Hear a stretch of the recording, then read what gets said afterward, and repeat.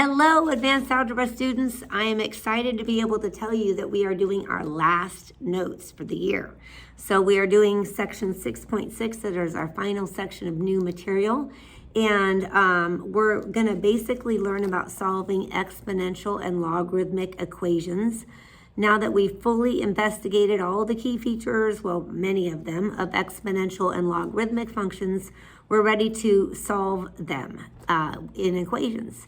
So we're gonna basically just set up a bunch of equations. I'm gonna give you tips for kind of each kind of scenario and then show you how to solve those. But there are not gonna be much, there's not gonna be much in the way of formal notes.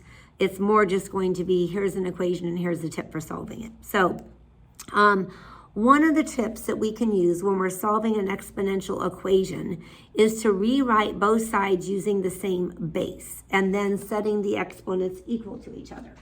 So let's say, for example, that we have 1/2 to the x plus 7 equals 4 to the 3x. If we can rewrite both sides using the same base, that will make our lives a lot easier. So if I want to, I can think to myself, how could I make 1/2 and 4 both be written using the same base?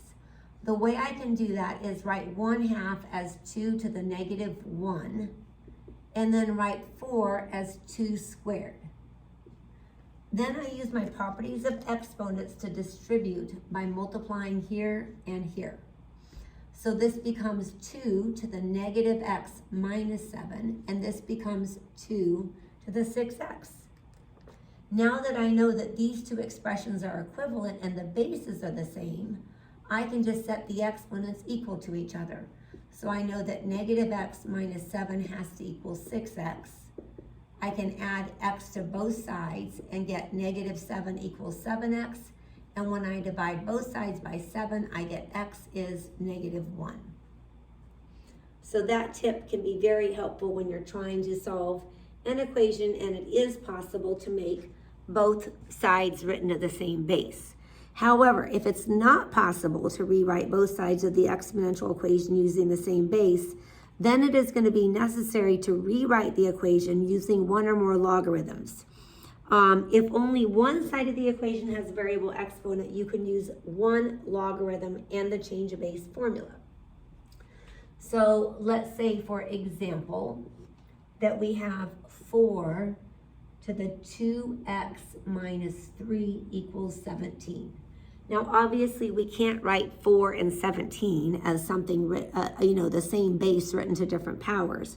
But because only one of the sides has a variable exponent, we can just basically rewrite this in logarithmic format and solve. So we're going to say log base 4 of 17 equals 2x minus 3.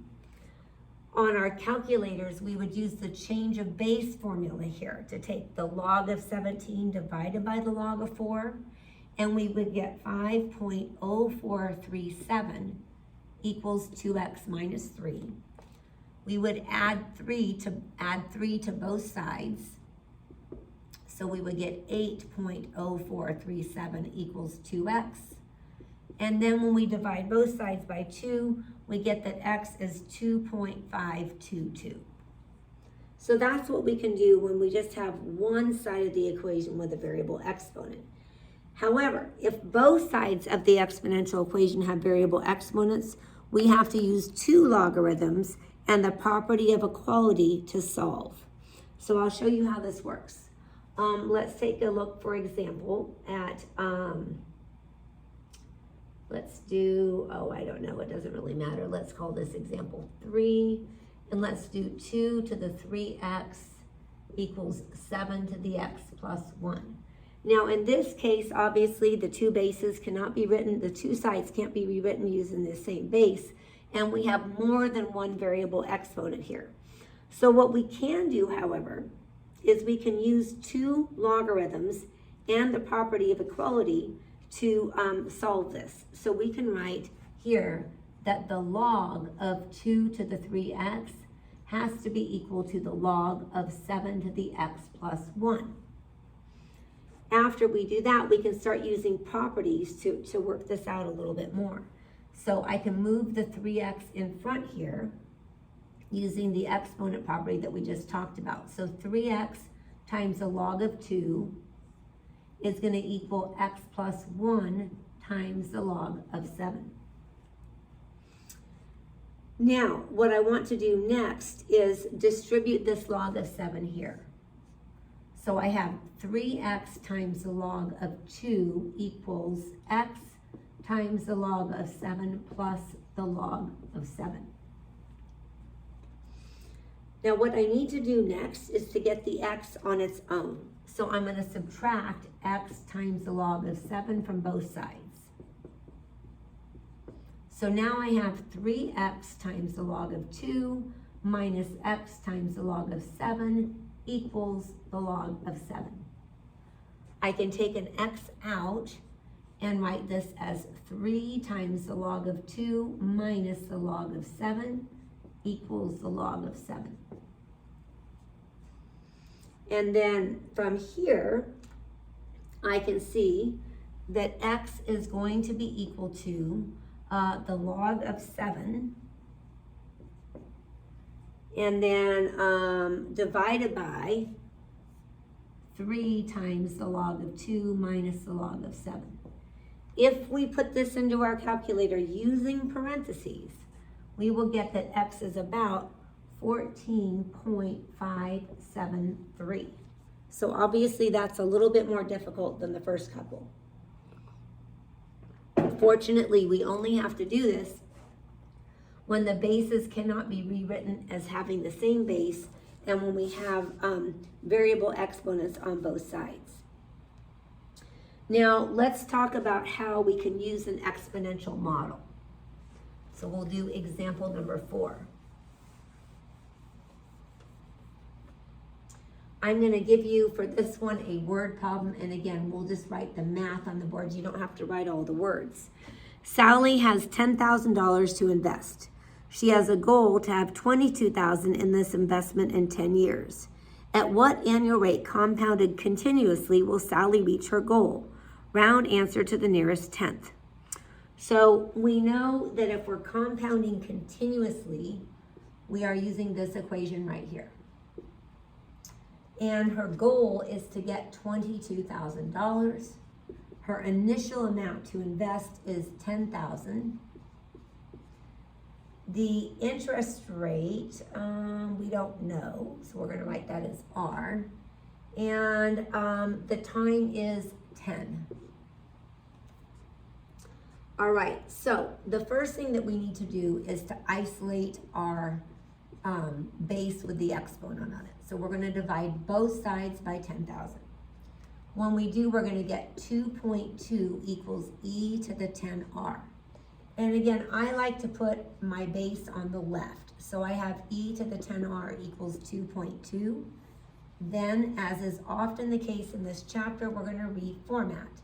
And I'm going to say log base e of 2.2 equals 10r. Now, in my calculator, this works out to about 0.7885. And then when I divide by 10, I get that R is about 0.0798. Or if I want to write it in percentage form, 0.7, R is about 0.07, I should say 88, or about 7.9%. So Sally would have to have about 7.9% interest rate to reach her goal. All right, let's talk about solving logarithmic equations.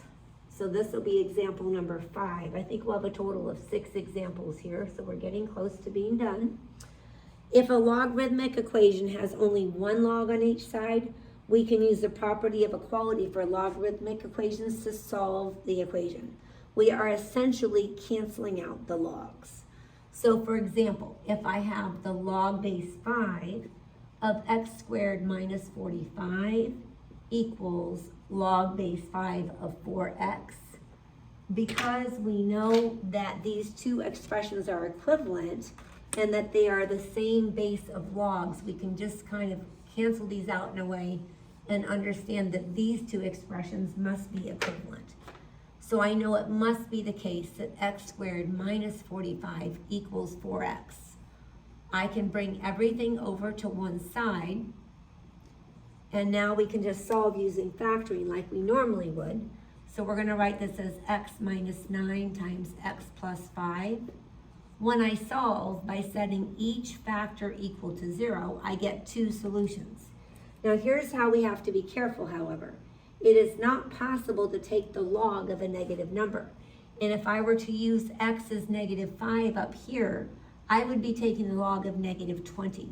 So this is called an extraneous solution. We have to cancel out that x equals negative 5 and just use x equals 9. All right, last example. If there are additional terms, it is necessary to use the properties of logs to condense one side of the equation first. I'm actually going to move this up a little bit higher so we have a little bit more room here. So for example, if I have log base 2 of x plus log base 2 of x minus 2 equals 3, I would write this as the log base 2 of x times x minus 2 equals 3. The reason I could do that here is I can see that the sum of logs, if I condense, came from a log of a product. Now I'm going to distribute here. So I have log base 2 of x squared minus 2x equals 3. I'm going to reformat. So 2 to the power of 3 equals x squared minus 2x. Then I bring everything over to one side. So I'm going to subtract 8 from both sides because 2 cubed is the same as 8. And I'm going to get x squared minus 2x minus 8 equals 0. I'm going to factor this as x minus 4 times x plus 2, and then set each factor equal to 0. Now, I'm getting two solutions. I do need to check to see if any of them are extraneous. When x is negative 2, that would not work in my original equation because I would be taking the log of a negative number. So I'm just going to keep the 4 here. All right, you guys have done an awesome job. Congratulations. Your last notes are done. Bye, guys.